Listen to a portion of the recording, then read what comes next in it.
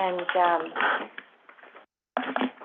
Commissioner Oglesby to leave at 11:15. Hey, So we'll move as expeditiously as we can.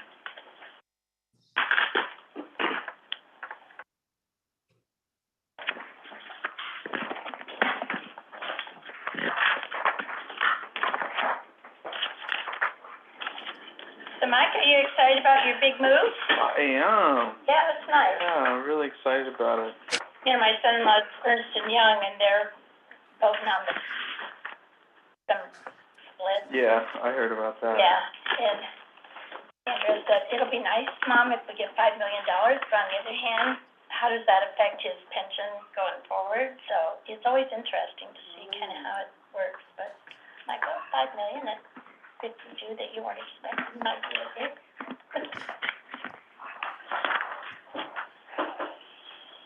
Okay, I'm going to call us to order. Are we recording, Jonathan? Yes, we are all set. Okay. If we could have a roll call, please. Thank you, Chair. Starting with Commissioner Lopez, Present. Commissioner Oglesby, Present. and Chair LAFCO. Here, thank you so much. Do we have any public comments on any item that is not on the agenda? And if you do, please limit yourself to 3 minutes. I see no public. No public, emails? Okay. I'll close public comment and we'll do new business. Item number 1, the actuarial report. Yes, thank you, Chair LAFCO. Agenda item number 1 contains an actuarial report that provides information about retiree health care benefit costs. The information in that report is used in the annual audit that was prepared by Karen's firm. And so Karen and or Mike, if you could both, one or the other, please highlight some of the findings from that report. I would just say I will comment a little bit on the OPEB when we get into the audit presentation, so I don't know if you want to do that as well now. I'm good if we hold it for the audit. Okay. And this item is for information only.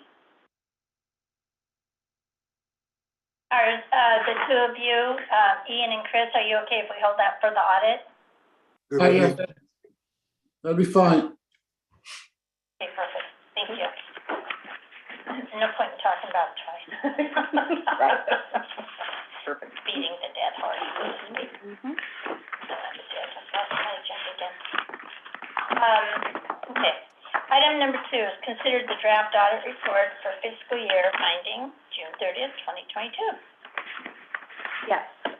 In your packet, you have a draft audit report for year end that was prepared by Karen Campbell, who's the Senior Audit Manager for Bianchi Castan and Hope. And Karen, can you please provide highlights? Thank you very much. What I'd like to do, I know you have a full agenda and maybe a short window here, so I'd like to bring a few things to your attention. I would ask you when we start, if you have any questions, just please interrupt as we go. I don't want to hold you back from that. In summary, we performed the audit for LAFCO for the end of June 30, 2022. Our firm has issued a clean opinion, unmodified or clean opinion, and that is found on the first 3 pages of the report.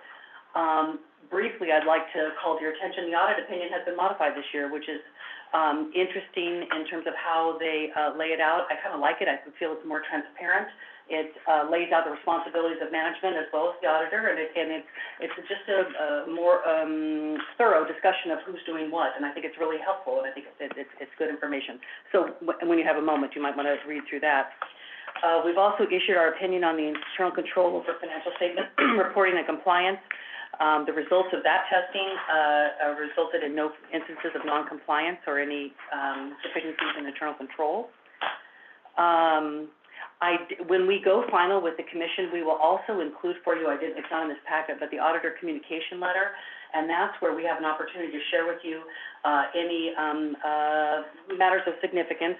But I'd like to highlight for you with regard to that, we had, again, no audit adjusting entries required this year. All significant transactions were recognized in the proper period. Good job, Mike. And we'll come back to that. And the timing of the audit went according to the plan scheduled, and we encountered no difficulties. And so, to your point, Chair Leffel, the teamwork is really, I feel it's really cohesive. We have a scheduled, adhered upon schedule that we agree to, that we transfer all the information. It comes to us by a date. We get it back by a date. We generally have no adjustments and no difficulties, and it's really wrapped with a bow for us. So we appreciate that good work. Moving on, there's a couple things in the financial statements that I wanted to highlight to you because And Karen, before you do that, I just want to, one of the things when I met with Karen, I don't know, a month ago, 3 weeks ago, was I asked her to check the rotation of audit partners. Yes. Because since I had been on the commission, it seemed to me like we hadn't had a change. So thank you for doing that. I appreciate it. No just to make problem. sure we're totally in compliance. So. That's great. It's a great question. No, yes. So thank you, Chair. So yeah, I think that's included behind the audit report is the discussion of the audit partner rotation. So if you wouldn't mind turning to page 5 of the audit report, there's a couple things that I'd like to show or point out to you that I think are really interesting and worthy of your attention. If you look to the bottom of the page, your total net position, the second to last number listed there, 1.5 million, is positive. That's a really strong balance. And I think it's worthy of noting to this group as well that this is true even after the LAFCO's net position liability has been recorded. So what we're saying is, in connection to that positive net position, if I could ask you to look back up to the top of the page, under non-current assets, you'll see an amount for net pension asset of $262,000. That's a significant change from what you may have seen in prior years. Typically, you'll see the net pension amount listed as a liability as opposed to an asset. The reason that happened this year was because the actuarial report prepared by CalPERS, which is always being presented in arrears, right? It's a year behind, current time. There was a significant investment return of about 21%, which drove down your costs and liability at that point in time, and results in this $262,000 asset that you have on your books. Personally, I've not seen that very often before, so I just want to call that out to your attention and make sure you're aware of that.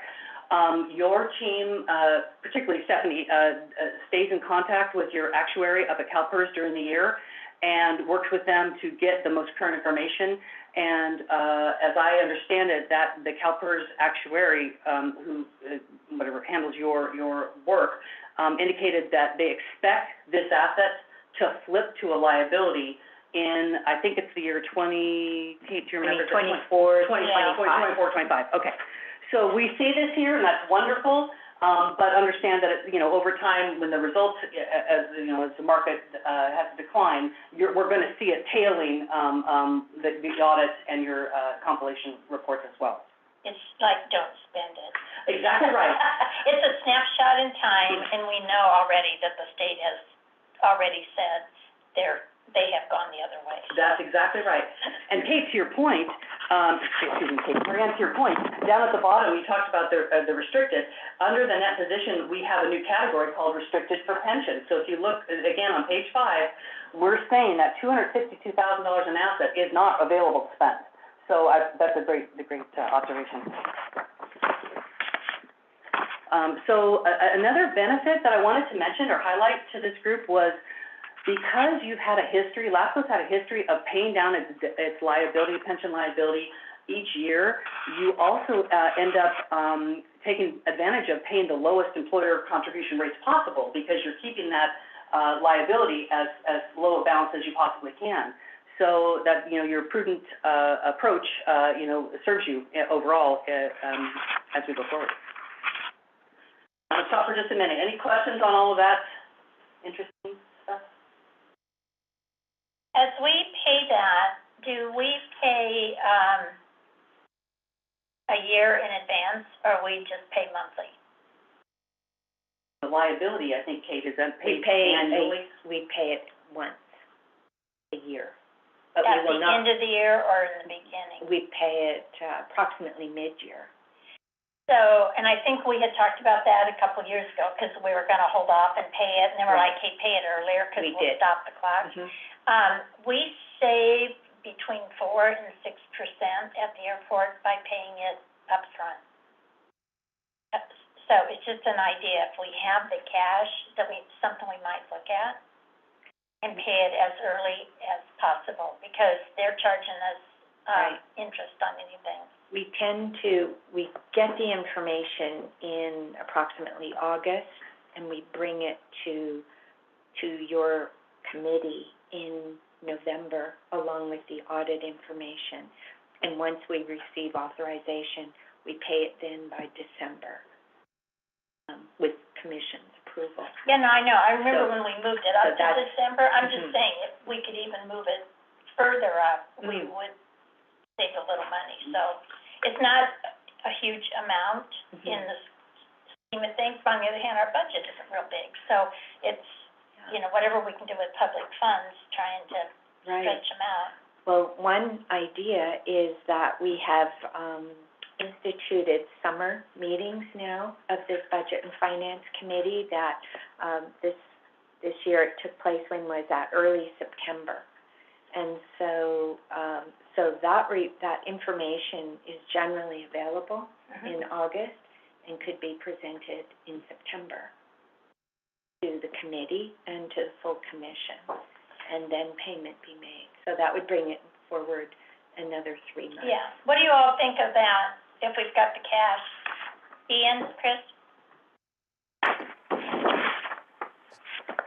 Go ahead, Chris.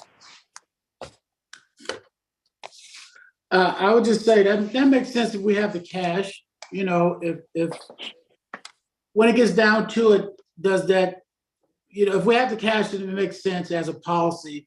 But the difference between moving it up 60 days, what is the amount of money saved, right? So if it's easy for policy to move it up those 60 days, then no big deal. Makes sense to me. We can look at that next. Yeah, and I'm in Yeah. agreement. Sorry, my hands are really cold, so it's hard to unmute.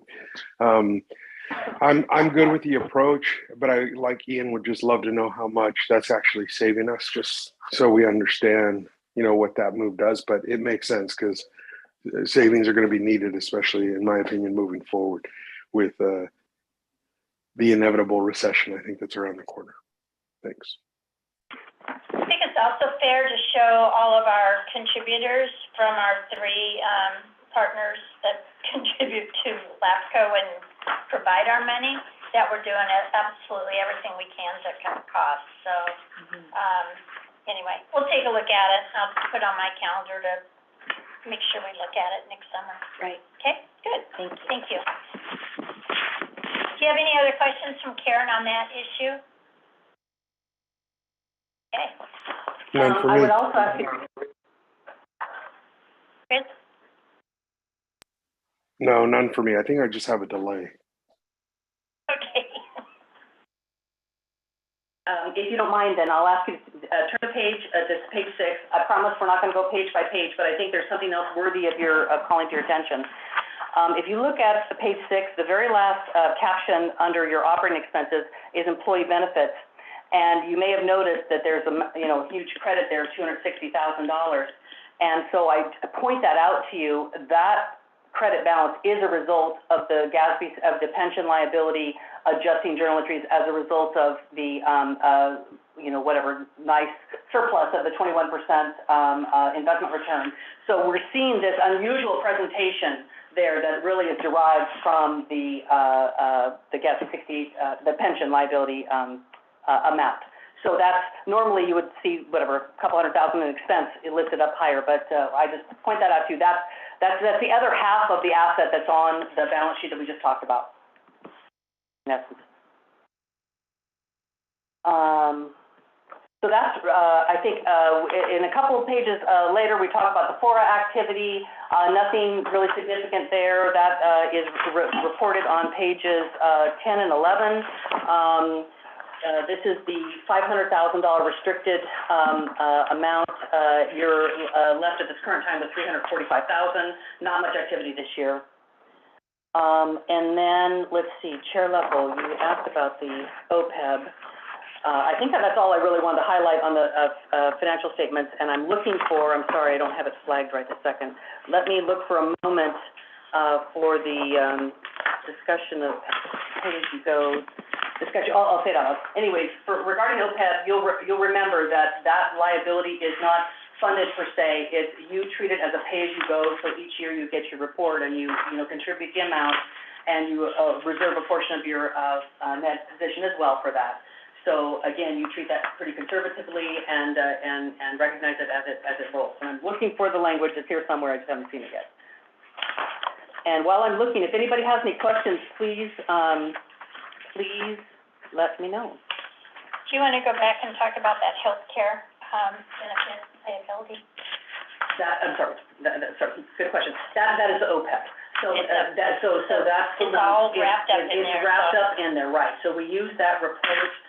Mike Furman, and we use that report to record your liability, and again, we adjust it each year based on that information. So, again, your approach has been to pay that down as you go, and so I don't know anything else, Kate, that's worthy of noting there? Yeah, that's your process. Yes, you've been that is correct. For many years. And I'll find it as soon as we get out of the meeting here, but so we discussed in a couple places that the OPEB is paid down. Oh, thank you. I know.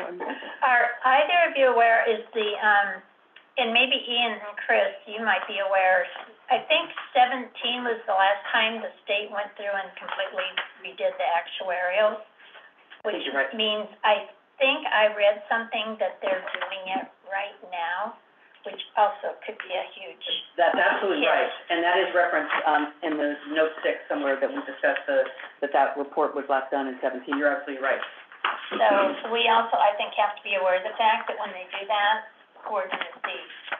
There we go. On page 27, we talk about the 20, talking about the probabilities of mortality. It's at the bottom of 27. In that last paragraph, the mortality is based on a 2017 experience study. So you're right, that will change, Because that's what hit everybody in 17 was when they redid that, and then suddenly you were like, wow, everybody's going to live an extra 5 years. So, here we Any go chance again. it could swing the other way given COVID? You know what? I don't think COVID made that big of a dent in it. I think it's going to really, we're going to get hit. Okay. I plan to keep doing my triathlon to keep me healthy. There you go. Hi, girl, Kate. Sorry, guys. And Mike Riley just helped me out, just with regard to, back to the health benefits, the OPEB liability. I found the note for me. On page 34, we refer to the fact that the agency, or the commissioners, currently finance its OPEB on a pay-as-you-go basis. It's a very top paragraph there. And then you set aside funds designated to fund these liabilities. So, Okay, perfect. So really, that's all I have to share with the financials, unless you have any specific questions. You know, the footnotes and that cover pages 12 to 42 have a lot of additional discussion. You've seen those before in other governmental agency reports. But I please would ask if you have any other questions, comments, or anything you want to bring forward to the full commission. If there's anything we haven't talked about that's valuable that would be helpful for that group. Did we incur any costs that were out of the ordinary, that we won't see again because we were, had the employees that were working remotely? No. That we didn't have any extra equipment or anything that we had to buy for anybody to work at home? A couple of years ago, we did purchase a couple of laptops. So that was it. 20. I didn't know if that was 21 or if that was 20. No, it was before. It wasn't 20. It was 20. Yeah. And those are, I believe, are all expensed, or are all depreciated. Yeah.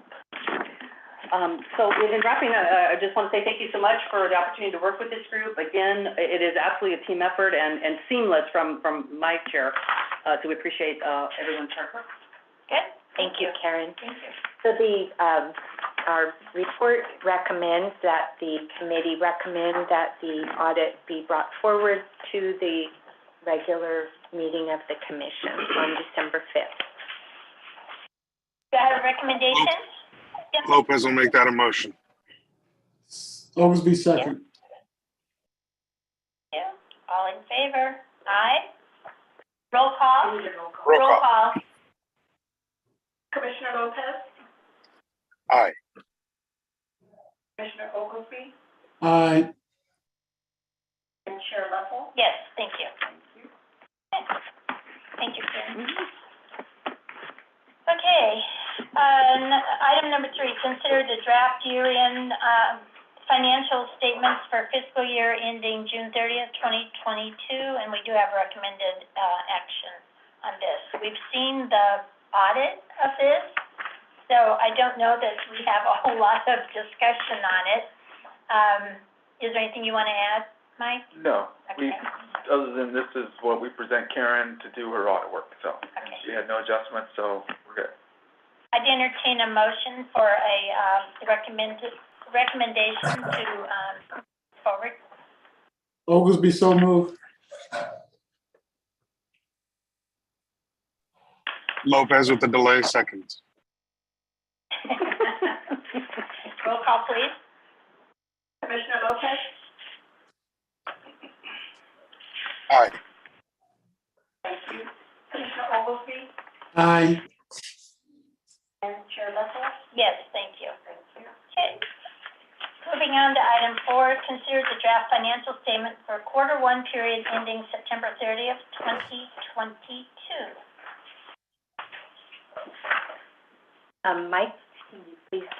Sure, be happy to. Okay, so, direct your, attention to page 2 of our packet, which is the balance sheet as of September 30th, 2022.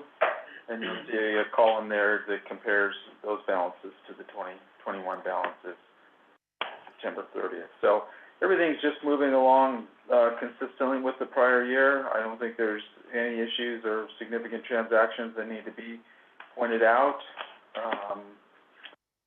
Flows directly off of the audited statements that Karen and her firm have done.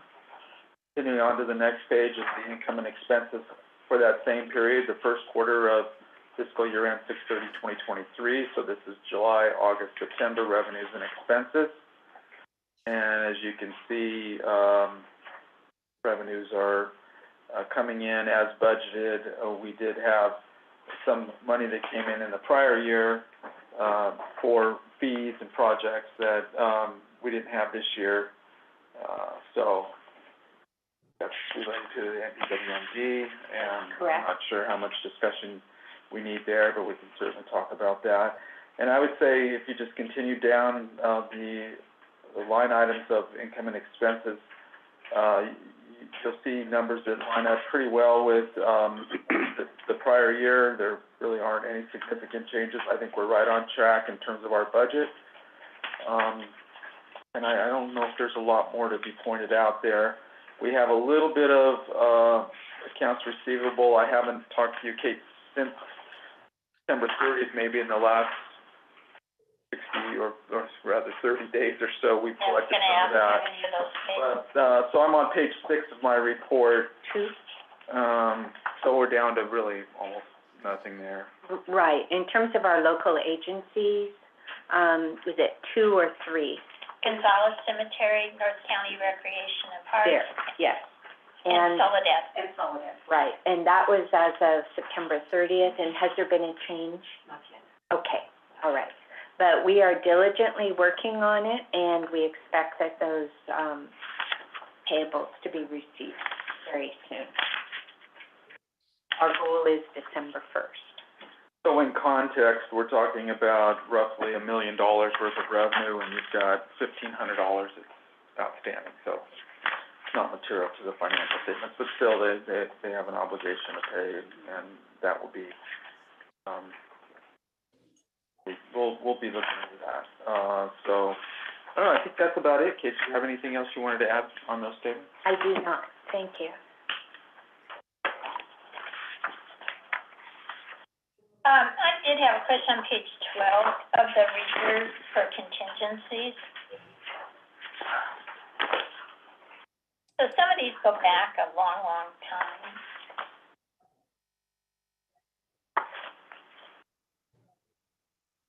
Do we have any hope of any of these ever coming forward?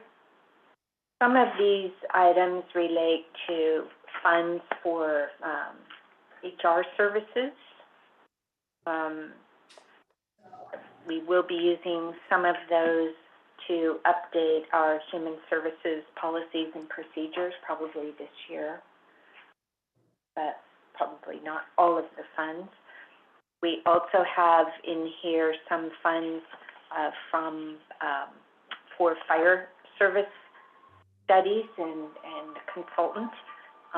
Currently, the services of that consultant are not needed, although as recently as 2 weeks ago, the County of Monterey staff asked if we could help them look at some options for funding of a county fire warden position.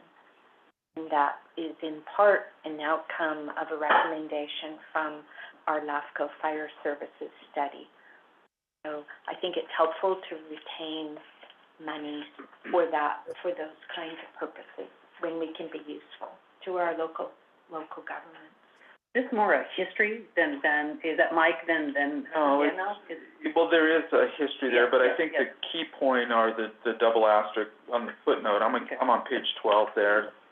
We're really driving the ending balance based on Resolution 1901 that was setting aside 25% of the current year budget for a contingency reserve. So to get to that balance, we did an $11,557 adjustment for this fiscal year. So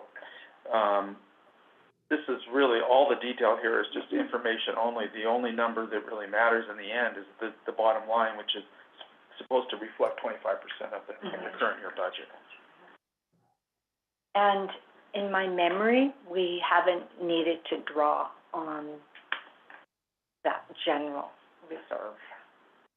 Okay, so I guess what I'm asking, because I was like, okay, I was there. Obviously, I sit and watch this happen. So if I go back to 7/1 of 2018,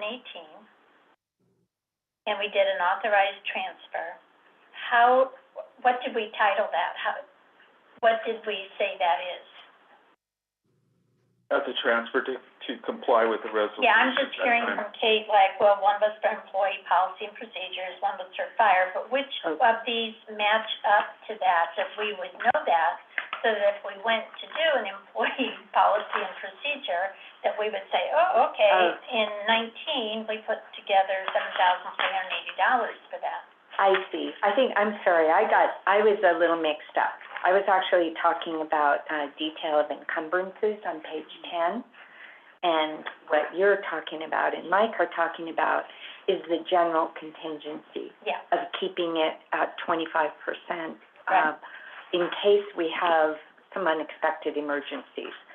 So is it just slicing up the net assets, Mike, a portion of that, right? You're just to keep it balanced. To keep it in compliance with that resolution. Right. That's really what it's topping it off. Yeah, I think in this case, the detail adds more confusion than any real value. Because the detail, based on the resolution, the detail doesn't really matter. Right. We're just saying that at each year, we want to make sure we've got 25% of our budget set aside in unrestricted, as a reserve for contingency. Okay, So that's we what I might was be looking better at off, it we might be last better off night. not even showing that detail, because I think it's more confusing than anything. Okay. I'm sorry, I got confused there. Okay, I was like, okay, I guess I don't understand this, and I'm embarrassed to say I've been sitting here and I don't, so, okay.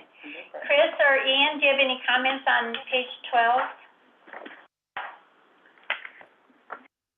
12? No, but I did think it was insightful to the point you were getting to, Mary Ann, is about where were the money going. And I think you know, if you don't know that was going to our contingency reserve, which is mandatory, you may not know that. So it's good for us to know, but that is a policy, so it's good for the commission to know that that's being funded. That's the importance of that.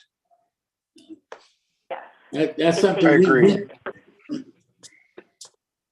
No further questions, but I think reiterating that to the commission so that there's clarity in terms of obviously what it comes back to is their costs is good. And so I think just maybe reiterating that this year, because I can't remember that having been reiterated in the last couple, would be a good thing with our newer commissioners as well. Thanks.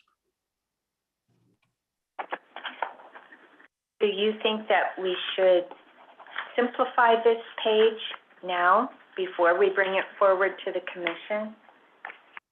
Well, my recommendation after this discussion is that we redo the schedule on page 12, and instead of having a beginning balance going all the way back to the beginning at July 1 of 13, to me, what would make sense is you have the beginning balance at the beginning of the year, and so in this case, it would be July 1 of 2021, and then we're going back to 2022. We added 11,557 to comply with the resolution. So I would propose that we not show all that detail. I don't think it really provides any meaningful information. Like I said, I think it provides more confusing information than anything. Well, and partly was when I was looking at it last night, and I was tired, but I was looking at it, and 21 was what made me look, because it wasn't a transfer to unreserved funds, it was a transfer from unreserved funds. So then I started looking at it, I was like, okay, I get what, because now I see the Soledad, and I know that was because we had to help them because they didn't have any money. I got that, but then I was like, you know what, for the life of me, I can't remember why we had to take $23,959 out. So you're saying it was just because we had too much in there and we were balancing it. Yeah. So I just, I get it now, so, We can also reiterate the actual policy. It has a resolution. through the chair, And through the chair, why don't we just put a footnote for the 23,959? Just keep it as it is and put a simple footnote saying, you know, we took money out because we said it was too much in there. I mean, based on the budget of that year, so. well, yeah. Maybe that's a statement, to keep within 25% of the total budget, and then that way anybody can kind of see it. You do see that current year budget, but I don't know, I looked at it and I wasn't firing on all cylinders, and I was like trying to figure it out, so. And I agree, Mike, so 7/1/13 is when the resolution passed? Was that when it was put in place? Is that why we picked up that balance? When it's, I'm not sure, when it says resolution 1901, what would that be, 2019, the first resolution in 19, so that, maybe that increase? I know, we readopted this policy in 2019 we compiled all of our individual financial policies and procedures in 2019. We readopted them as one package. Okay. But the original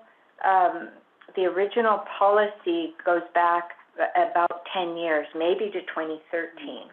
And it was Mayor Rubio, Commissioner Rubio at the time, who urged the commission to adopt that policy as a protection.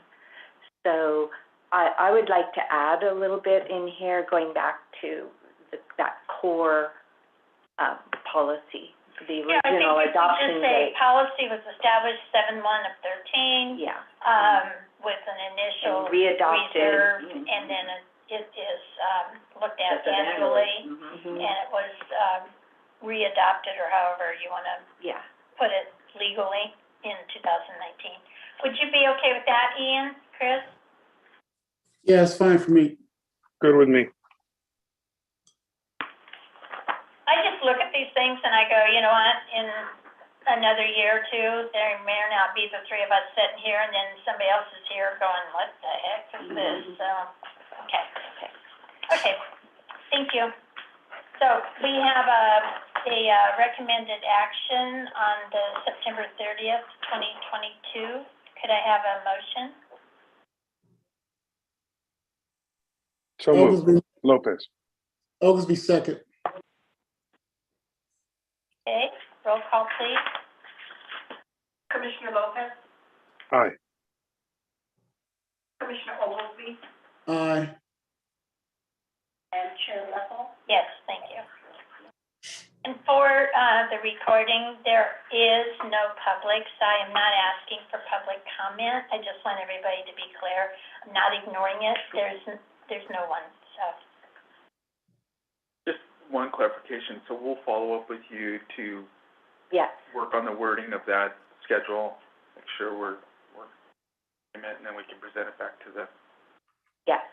So, thank you, Mike.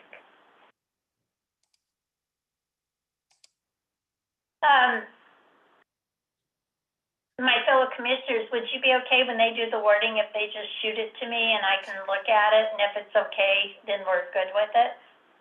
I'm good with that approach. Yes. Okay, we'll do that. That's easier than having to wait for another meeting and go through it all over again. Right. So No, it's an easy fix, so, not fix, just clarification. Okay, item 5, consider CalPERS retirement plan actuarial valuation reports for fiscal year ending June 30th, 2021, dated July 2022. This is a receive report only. And Chair Leffel and members of the committee, the information in these reports has actually already been presented by Karen as part of her presentation on the draft audit. So I don't think there's much else that needs to be said unless someone, Karen, do you have anything else to add? No, just a reminder, there's two plans, right? The miscellaneous and the PEPRA, so whatever, two different reports, but they're both encompassed in the audit and in Mike's compilation. Ian or Chris, do you have any comments or questions on item 5? No, I don't. None on my end. All right. Move to item 6, consider the profit and loss budget versus the actual worksheet dated October 28th of 2022. Yes. Overall, the agency's revenue and expenses to date are on target for this period. I do anticipate that at mid-year, I'll come back to you to address travel and training line items, and also perhaps at the end of the year, come back to you and request a transfer from the unreserved fund balance to replenish our litigation reserve. Mike, did you have anything you wanted to add? no, just a clarification that this extends the revenue and expense reporting through October 28th, which is essentially 30 days after what we just reported at September 30th. Mm-hmm.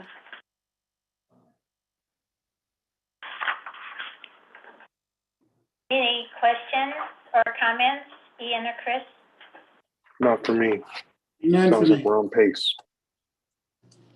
Okay. Item number 7, consider an amendment to the executive officer's spending authority policy, and we have a recommended action on that item. Yes, thank you. In the, attached to the report is the current policy, which was adopted by our commission 3 years ago.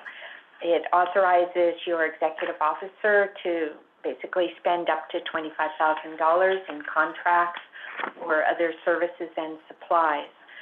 It also requires that the policy shall be reviewed every 3 years. So the purpose of today's item is to review this policy and to determine if it's still appropriate. In terms of the spending level, my perspective is that that cap, spending cap is still appropriate. It works well for us. I do recommend that we delete the sentence that requires this policy to be reviewed every 3 years. I think that made sense for this initial review, but going forward, I would like to package all of our financial policies together so that they all get on a 5-year review cycle, unless something unusual comes up midstream. So my recommendation is a modification to this policy. If that's acceptable to the committee, then we would bring that forward to the full commission in December. Thank you. I'm fine with that, and if I remember correctly, when we looked at this, because you had never had a signing authority before. Right. And so we did it for protection. I think we just said 3 years, just so we'd have some time to review it. So as long as that 25,000 is working, that's pretty standard in groups, in districts of this size, and so it's kind of what everybody's got. So I'm good with the strikeout with the proposed amendments. Ian and Chris, comments? I'm I'm good comfortable with it. I'll say, the move to 5 years makes a lot more sense to me. I 25 still seems a little low to me, but I'm okay if that's where Kate's comfortable for now. My initial kind of thought was, do we really need a routine check-in? But I agree that having it on the books in a way that allows the executive to bring it back to committee and then to full board routinely is an opportunity to revisit, so it doesn't ever get out of whack. But again, I'm okay with moving from 3 to 5 if that's staff's recommendation at this point. All right. Ian?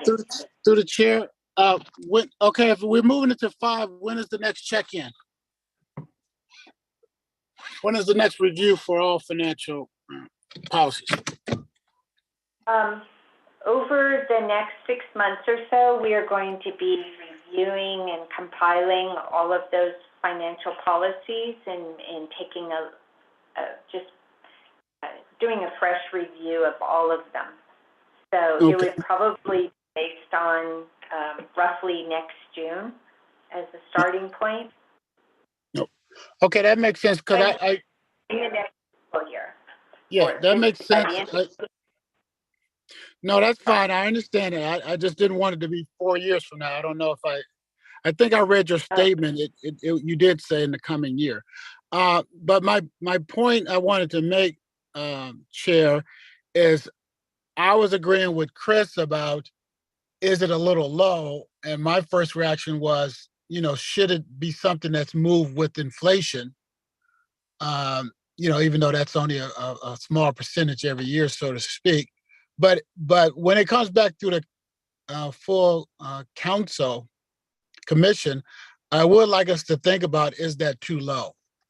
Because all we're talking about is really moving 25 or 30,000 within the budget itself.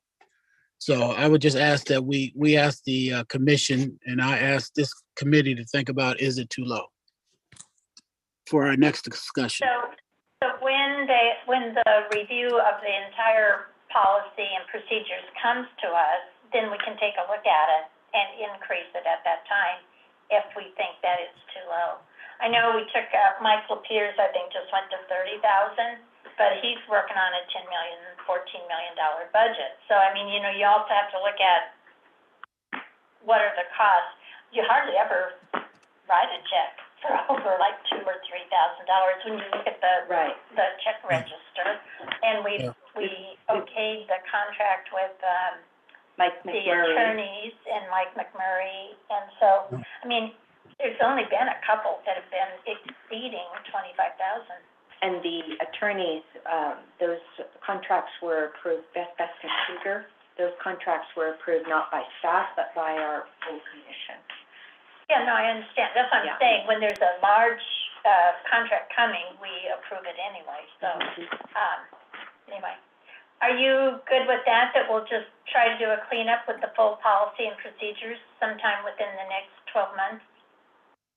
Good with me.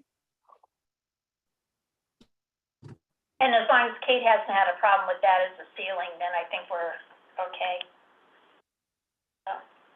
Well, okay, you guys, my point is, we should just discuss it at our next opportunity. You know, that was just my only point. Well, we can do it, we can No. discuss it and do it right now and say we're gonna take it to 30,000 as long as we're cleaning it up. Do you wanna make that motion? I'll make that a motion. I second. Okay, so we have a motion and a second that the proposed amendment that is in front of us, attachment 7.1, will eliminate the policy shall be reviewed every 3 years, and it will do an authorized level up to $30,000. Okay, any other discussion? Roll call. Just for clarification, is it going to be 3 years or 5 years? Nope, no years, right No now. years, that whole No years. sentence is gone. Commissioner Lopez, Yes. Commissioner Oglesby, Aye.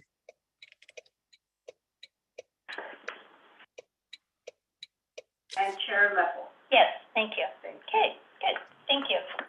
So we'll take that to the full commission in December. Thank you, committee members. Yeah, okay. And our last item is some celebratory news from Mike. If you could please let us all in on this. Well, it's probably not a big secret anymore, but our firm is merging in with a national firm, which is named Clifton Larson Allen. They go by CLA. And we're very, very excited about that. It's something we've been thinking about for quite a few years now, just to give ourselves the resources and our people the opportunities that we need to keep them and our clients. As you know, the world is getting more and more complicated as it's getting more and more difficult to find good people to do the work. And our firm has been independently owned in Monterey County for almost 50 years, so it was a very, very difficult decision for us. But we found a firm that we spent a few years looking around at options, and we found a firm that we feel fits our culture and embraces our guiding principles. And probably the deciding factor for us is, from the very beginning, they said, we want all your people, all your offices, all your clients. And so nobody's leaving, no offices are being shut down, nobody's losing their job. And they even offered me a job. So so I'm excited to take on the role as the regional managing principal. They use the term principal in place of partner, the term we used. And essentially, kind of my job is going to be very similar to what it was before, just run these 4 offices, Paso Robles, King City, Monterey, Carmel, our same footprint. And we are now CLA Central Coast is our separate little profit center that they have for us. And that was effective yesterday, November 1st, and we're very, very excited about it.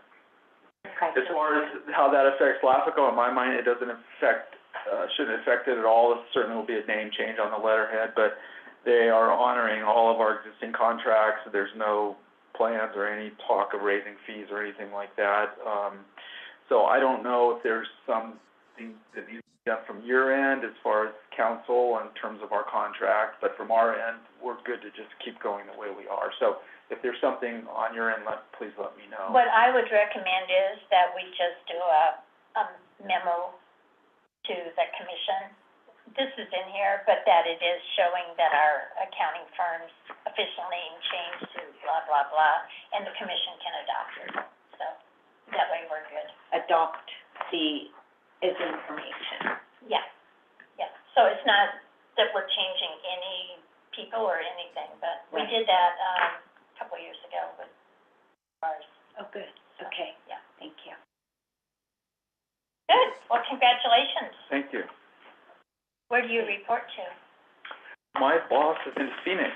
Phoenix. Well, that's not My son, bad. that's all. So it's a little bit of an exercise in humility for me and patience, which is good for me. I could use that. We're all going he's through that. He's a great great young man. I've really, really connected well with him, and so that's fine. We're happy. And we have a direct flight. We do, and he's up here quite a bit. Perfect. Checking on me. Okay, last item, executive officer communications. Thank you. The only item to report is that today is the 1-year work anniversary of our dear Wow. Safarina. Congratulations, Safarina. Thank you. And with that, we're We're good. ready. Okay, do I have a motion for adjournment out there? So moved. I'll second that. All in favor? Aye. All right. Thanks, everybody. All right, see you guys. Thank you, Commissioner.